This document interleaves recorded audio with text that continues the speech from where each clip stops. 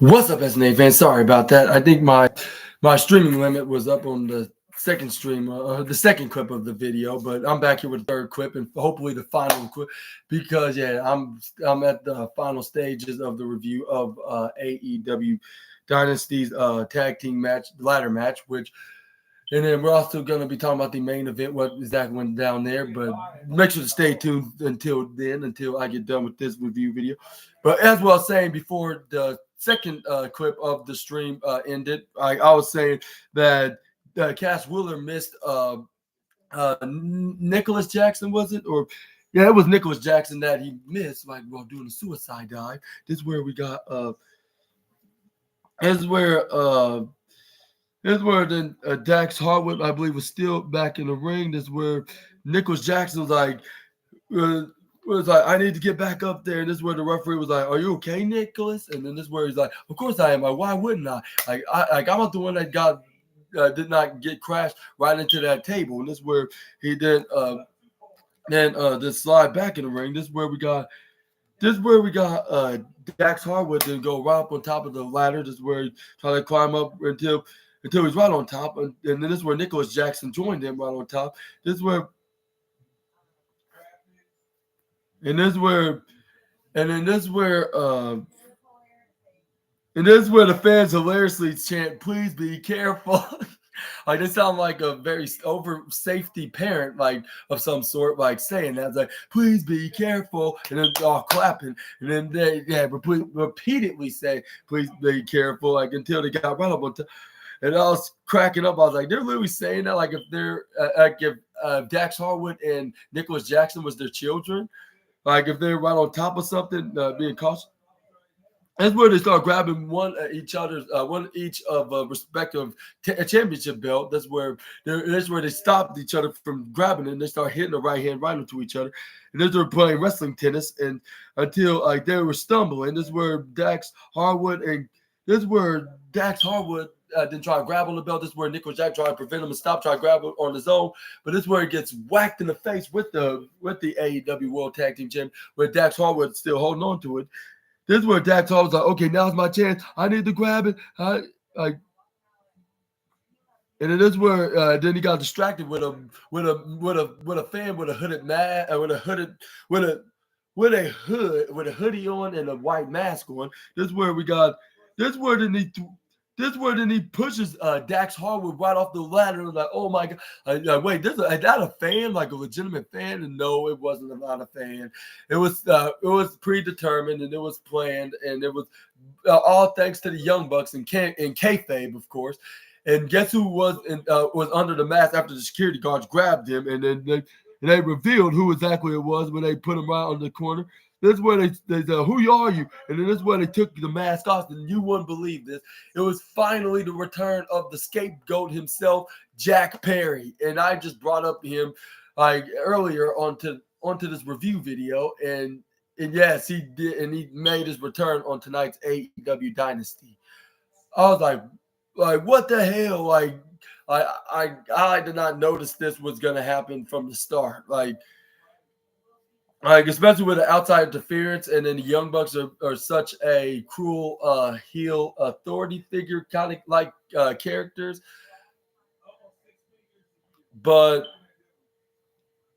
yeah, that's they unmasked the former Jungle Boy, and then they revealed this where Excalibur was like, "That's Jack Perry. Like, what is he doing here?" And this where he gave a big grin. And then not only that, this is where we got Nicholas Jackson got back in control, got the smaller ladder, climb on it, retrieve the tag belts, and the winner of this match and the new AEW World Tag Team Champions and the first ever 3-time champions, the Young Bucks, and all thanks to their fellow California native, what's his name, Jack Perry. And let me know in the comments down below what your thoughts on to this finish with the Young Bucks being the winners, all thanks to their buddy Jack Perry. Let me know all about that in the comment section right down below. And yeah, I was like, that's crazy. Like I knew about them like in this angle with making Jack Perry as a part of their storyline with that incident happening with CM with CM Punk choking him out like in the backstage just because he used real glass in this match against Hook. But anyways, yeah. And what's your thoughts on this? Do you think he's gonna be added to the new be a new member of the Elite? And let's hope it won't be like a modern day AEW version of the NWO, like in the WCW's dying days, like in the early 2000s, like when they allowed pretty much like 75% of the roster be a part of their faction.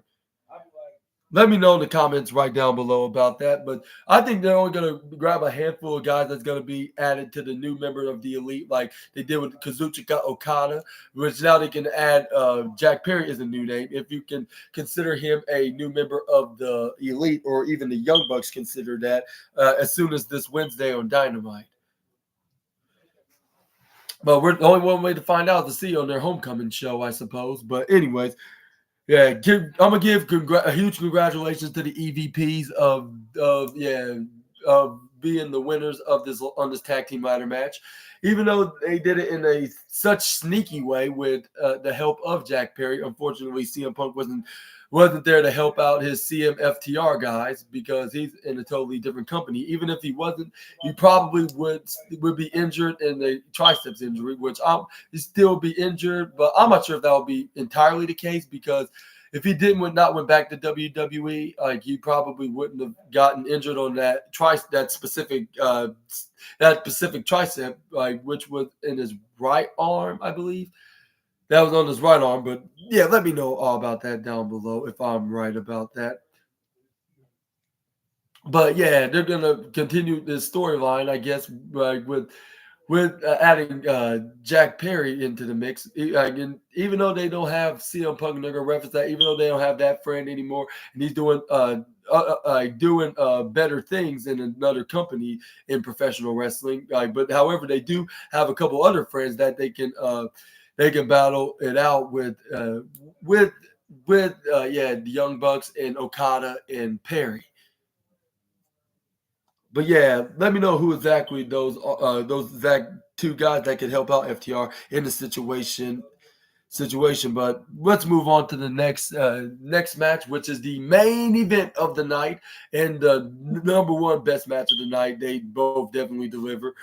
Especially Swerve Strickland's gear with his Black Panther inspired gear with Prince Nana in that very clean suit, like with him swerving his way into the ring with Swerve Strickland, like swerving when he drives and then doing his cowboy dances and that spinning dance where his hands up like that while one of his feet stomping in the ground. But anyway, yeah. You do get the match. It's where they are going forward, backwards. It's where we got it's where then Samoa Joe didn't throw him into the outside. Or no, this where he started hitting some right. This where first he started hitting some right fists right onto the ground after both of them were wondering who's exactly going to give the first hit to one another. This is where the Samoa Joe hit the right hand right into the head of Swerve Strickland, and it is where they hit the knife edge chop right on the Swerve Strickland. This is where then he hits a discus elbow right into the discus elbow strike right into the face of Swerve Strickland. Then he snap mirrors him, knees him right in the face. This is where he goes for a pin. But it's where roughly counted one, he counted two, but Swerve Strickland got the right arm up right at 2.8, I believe, or maybe he was a little bit less than that, like 7 or 6. Maybe 7, but anyway, this is where he grabbed onto his midsection, like ouch, like I was prepared for this, but damn, like this is not an easy job. Like it is where Prince Nana was trying to create a spirit bomb for the fans to chant Swerve's house, like when him say who, like when I say whose house, y'all say Swerve's house, whose house, like Swerve's house, and then they were going back and forth like with that, like those chants of whose house, Swerve's house, like to create a spirit bomb for Swerve Strickland to try to overpower the Samoan submission machine. And before I continue, I'll say, do you thought that he could to slay the Samoan submission machine, or do you think Samoa Joe was going to be planning and preparing to retain his AEW World Championship with a maneuver that's gonna be a guarantee that he's going to that's going to be remaining as AEW World Heavyweight Champion. But anyway, this is where we got then Swerve Strickland answered back with a knife edge chop of his own. This is where Samoa Joe hits a chop right back at him harder than he did the last time. This is where Swerve Strickland then hit a big boot right on the Joe. Joe then hit a forearm right back. This is where Swerve Strickland then hit left, right, left. And this is where he runs right to the right side. But he gets run right to a right arm, right to the face. This is where the Samoa Joe then's like, okay, like I got him out of the ring. Like now I got to find a way to hit him. See what kind of places I should be hitting him at, because I can't use him as a weapon, or else I'll lose. Even though it's a championship advantage, like even if I lose by DQ or count out, I'm still the champion. But anyway, this is where he was like, you know what, like I'm even though it's kind of generic, like, but maybe I can hit him right into the ring post. This is where he start hitting left, right, and then start going hook left and right, and then they start going into the head and shoulders. And this is where he goes for a clothesline right into Swerve Strickland right to rid of the ring post with him against his back against the post. This is where he tried to go for it again, and like the rules, and like when hitting a signature finishing maneuver more than once, like if it don't work the first time, it's gonna work the second time, and if it works the first time, it's not gonna work the second time.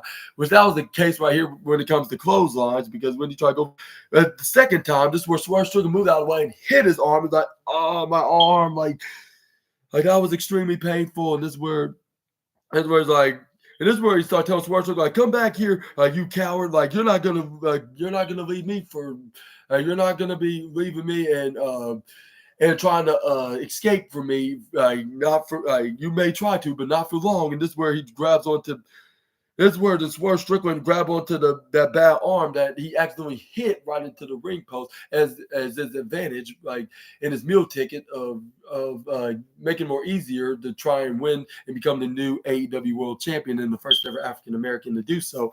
Him hitting an arm sleeve drag right onto the arm, bouncing right up to the ropes. This is where then Swerve Strickland they go right up on the top or grabbing exposing trying to expose the turnbuckle right to the bottom left side by grabbing onto the top padded part. This is where he started grabbing on to the Samoa Joe's arms, are pulling it and trying to amputate his arm, like right off. But it was not working. Even if the referee was not counting a 5-second warning, but he got off the floor. He's like, "Come on, this is where Swerve Strickland and pull let go of it and allow Samoa Joe to pull it right back, but with too much of a force. But luckily, he landed right back in the ring before falling right back down. This is where Samoa Joe's like out of pain. But this is where we got Swerve Strickland and hit a forward roundhouse kick right into the head of the Samoan submission machine. This is where we got Swerve Strickland and hits arm stabber, I guess you say, knee to the arm slam, but he only got a 2.3 count. This is where the Swerve Strickland's like, are you serious right now? Like, this is where then he. But this is where we got him going for, I believe. That's where they both were on the outside. This is where Samoa Joe then, I believe, trips him right off the apron. This is where he tried to grab him right off of it. This is where he tried to go for a Samoan muscle buster, but this is where Swerve Strickland flips out of it, super kicks him right in the face. But this is where we got them back in the ring. This is where Samoa Joe then try to go for a Kokita clutch, but Swerve Strickland was prepared, and he did one of his own, but Samoa Joe flips out of it. This is where he hits him with a Uranagi slam, try to go for a pin, 1-2, like 2.999, I believe. It was so close. But this is where we got but this is where he grabs onto his AEW World Championship, uses it as a weapon. This is where this is where then Prince Nana's like, I'm not sure you should do that.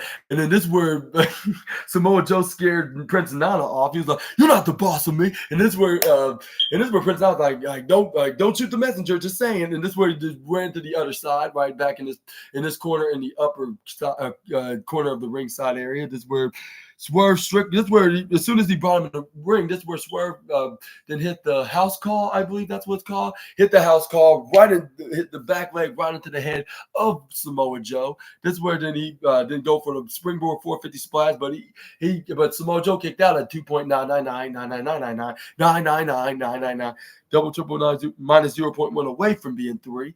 And this is where Prince Nana just started asking the fans whose house it is, and then the fans then chanted Swerve's house. In response, they repeatedly doing that once again for the second time in this match. But this is where we got Swerve Strickland, and but this is where we got what's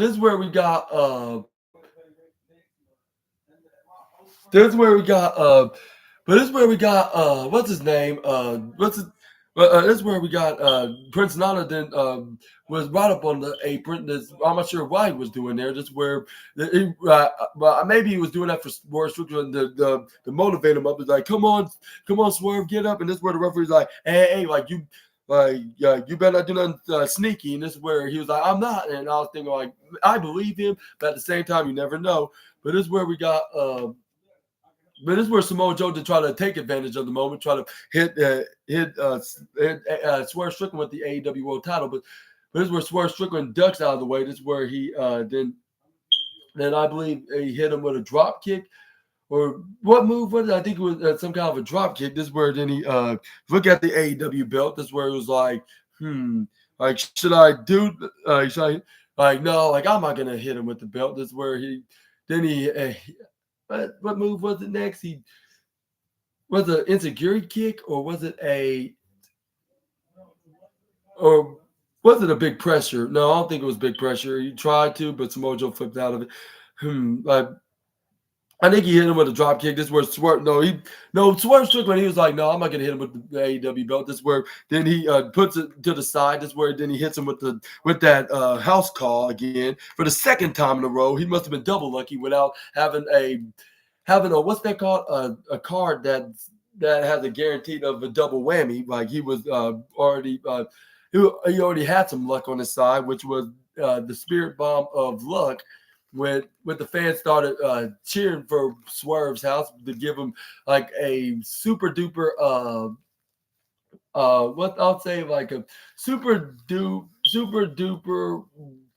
0.999 once again for the second straight time in a row, where the fans are like, no, like, are you serious? And then this is where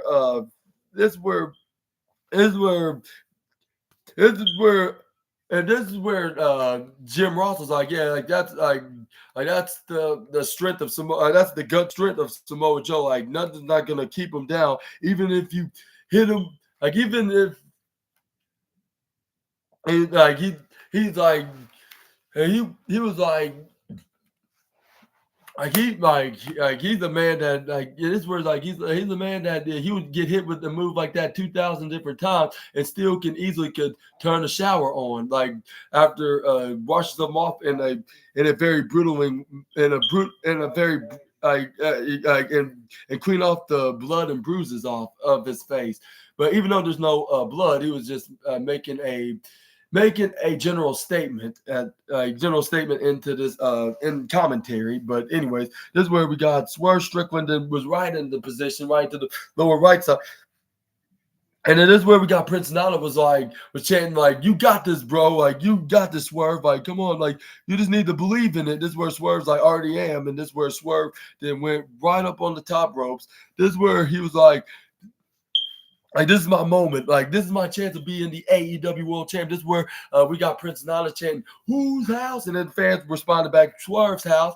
And they were doing that, until Swerve got on the top rope. This is where he did try to go for some kind of a diving maneuver. I thought it was going to be the Swerve stomp, but he was in the opposite direction. But this is where But he then turned around until Samoa Joe then shoves him right off the top rope in the bottom left corner. This is where Samoa Joe started hitting right hand right into the back of Samoa Joe. This is where then Samoa Joe then try to get ready to hit a Samoan drop or a Death Valley driver around the top rope, which if it was the Death Valley driver, that's kind of like my finishing maneuver that I usually put down on my creation character on WWE 2K. But anyways, and also Fight Forever as well. But anyways, this is where we got Swerve Strickland, and it's starting elbows and then some right hooks right into the shoulders of Samoa Joe. This is where then he start pulling on his nose. This is where he's like, you better fall down, like. And that's where he started trying to make him. That's where he pulled his nose and started making his mouth and put his mouth and nose shut. The two devices in his face that helps him breathe. Like he blocks it up, and this is where he starts slowly losing oxygen. Like for him to, and this is where and this is where Swerve Strickland was like I am like this is where he was like, I'm gonna dethrone you, and this is where he leaped right over Samoa Joe. This is where we got Swerve Strickland and went right back. This is where he picks him up. This is where he got him in a power bomb position. And he slammed him right to the ground. This is where he goes right up on the middle ropes. This is where Swerve Strickland then eventually got up on the top ropes in the turnbuckle in the same corner. This is where Samoa Joe was struggling and barely getting up and trying to get up right up, get his upper part up at least, but him still standing in a snapmare position. This is where Prince Nana continued to chant whose house it is, and fans will chant Swerve's out for like the 40,000th time. This is where we got Swerve Strickland did it and hit the Swerve stomp right into the face, and then if you couldn't believe it or not, like Swerve Strickland did it when the referee counted to 1 and 2 and 3, and I couldn't be shocked. I was almost as shocked as Cody Rhodes when he beat Roman Reigns for the undisputed WWE Championship. And I was like, he did it. He beat Joe. Like he literally did it. I'm like, wow, he just beat Joe. Like for the All Elite Wrestling World Championship and being the first ever African American to do so of winning the AEW World Championship. Well,